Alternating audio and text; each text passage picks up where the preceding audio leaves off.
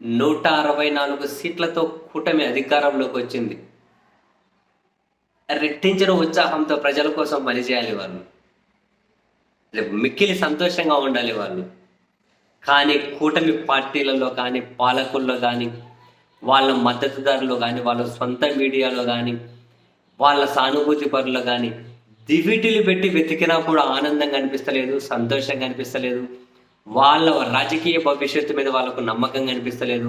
మరి అడుగడుగున కనిపిస్తున్నది ఏందయ్యా అంటే వాళ్ళను వెంటాడుతున్నటువంటి జగన్మోహన్ రెడ్డి గారి భయం. ప్రతి అడుగులోనూ అదే కనిపిస్తుంది చూడండి. వాళ్ళ మీడియా ఆక్రందన. ఇక్కడ ఎమ్మెల్యేలు దౌర్జన్యాలు చేస్తున్నారు, చంద్రబాబు కంట్రోల్ చేయలేకున్నాడు, చంద్రబాబు ఏజ్ అయిపోతుంది, తర్వాత పార్టీ భవిష్యత్ ఏంటి, మన భవిష్యత్ ఏంటి, జగన్కి ఏమో స్టాండర్డ్ ఓటు బ్యాంక్ ఉంది, జగన్ అంతా ఇప్పటికీ నిరూపించుకున్నాడు, జగన్ని తొక్కేయండి, జగన్ని కంట్రోల్ చేయండి, జగన్ జగన్ జగన్ జగన్ జగన్ జగన్ తొక్కేయకపోతే మనం తొక్కేస్తారు, అధికారంలోకి రాలేదు. జగన్ తొక్కేయలేకపోతే మనకు కుదరదు. జగన్ తొక్కేయలేకపోతే ఇక ఎవరైనా వ్యాపారం, ఎవరైనా పారిశ్రామికతో పెట్టుబడి పెట్టలే, అమ్మో జగన్ అధికారంలోకి వస్తారని చెప్పి భయపడుతున్నాడు. వీళ్ళు ఏదైనా కనుక ఒకటి అమలు చేయలేకున్నారు, అది జగన్ వల్లే చేయలేకపోతూ ఉన్నాం. జగన్ ఒక సీసాలో వేసి బంధించాలి, జగన్ను బయటకు రానివ్వద్దు, జగన్ చుట్టూ ఉన్న వాళ్ళను వదిలిపెట్టద్దు. ప్రతి సెకండు జగన్ జగన్ జగన్ ఇంతగానం. అదిగో మన పార్టీ ఎమ్మెల్యేలను కంట్రోల్ చేయలేకున్నారు, అమ్మో జగన్ అధికారంలోకి వస్తాడు. మన పార్టీ మంత్రులు బరితెగిస్తున్నారు, అమ్మో జగన్ అధికారంలోకి వస్తాడు. జగన్ బయటకు పోతే విపరీతంగా జనం వస్తున్నారు, అమ్మో జగన్ మళ్ళీ అధికారంలోకి వస్తాడు, మనం సైలెంట్ ఉందామరా బాబు అని వాళ్ళ కేడర్ కొందరు. ఏదైనా సంక్షేమ పథకం అమలు చేయలేకున్నారు, అదిగో జగన్ మళ్ళీ అమలు చేయలేకపోతూ ఉన్నాం. నోరు తెరిస్తే, నోరు మూస్తే, కూర్చుంటే, లేస్తే అసలు జగన్ అనే భయం ఇంతగా నీడలా వీళ్ళని వెంటాడుతూ ఉందా?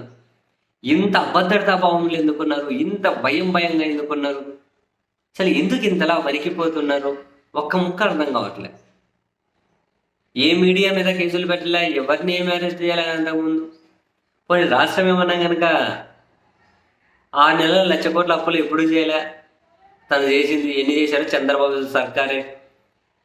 గారి సర్కార్ అసెంబ్లీలో పెట్టింది. అంటే ఇది రాష్ట్ర ప్రజల శ్రేయస్సు గురించి కాదు వీళ్ళ బాధ. మనమేమైపోతామో, మన వ్యాపారాలు ఏమైపోతాయో, మన కులం ఏమైపోతుందో,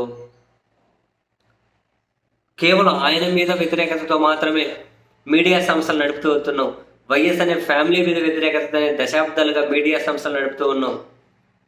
మరి అదేమైపోతుందో, వాళ్ళ మీద వ్యతిరేకత వెదజల్లగలుగుతామో లేదో, ఈ భయాలు ఏమైనా వెంటాడుతున్నాయో వీళ్ళను. ఏ వైపు నుంచి చూసినా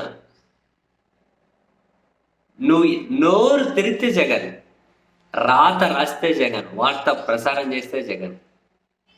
ఈ స్థాయిలో ఒక పార్టీ నాయకుడిని, 11 సీట్లకు పరిమితమైన నాయకుడిని, 164 సీట్లతో ప్రభుత్వాన్ని నడుపుతున్న వాళ్ళు, మీడియాలో తోపులను తుడుంకారణం అని చెప్పి జబ్బలు జరుచుకునే వాళ్ళు, ప్రతి సెకండు ఇంత భయంతో వాళ్ళు ముందుకెళ్తూ ఉండడం, ఇంత భయంతో వాళ్ళు ఒక రకంగా వణుకుతూ ఉండడమే.